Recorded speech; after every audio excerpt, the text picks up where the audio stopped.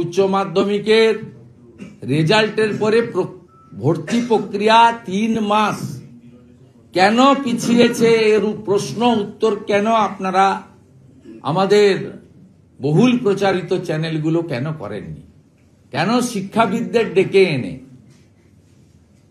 এটার উপরে চর্চা হলো না? 6 মে 2025 রেজাল্ট বেরোনোর পরে 3 মাস অপেক্ষা করতে হলো স্নাতক স্তরে ভর্তি প্রক্রিয়া।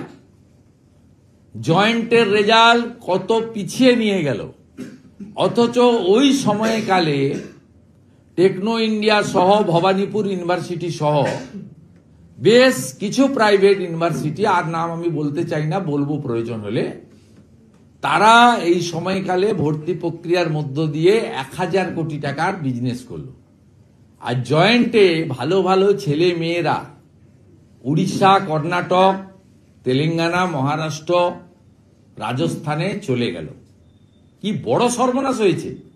কেন আপনারা বলছেন না যে পশ্চিমবঙ্গে কলেজগুলিতে, সরকারি কলেজগুলিতে, সরকার পোষিত কলেজগুলিতে স্নাতক স্তরে মোট আসন সংখ্যা 9,54,000, মাত্র 3 লক্ষ ভর্তি হলো, 6,50,000-এরও বেশি আসন কেন ফাঁকা আছে? কলকাতার উপরে যে কোনো কলেজে এক্ষুনি দুপুরবেলা 12:30 বাজে গেলে দেখতে পাবেন 4 জন 5 জন করে এক একটা অনার্সে ছাত্রছাত্রী বসে আছে, কেউ নেই। কয়েকদিন আগে মুর্শিদাবাদের একাধিক কলেজের প্রিন্সিপাল এবং অধ্যাপকরা কিভাবে বলছিলেন আমি দেখছিলাম।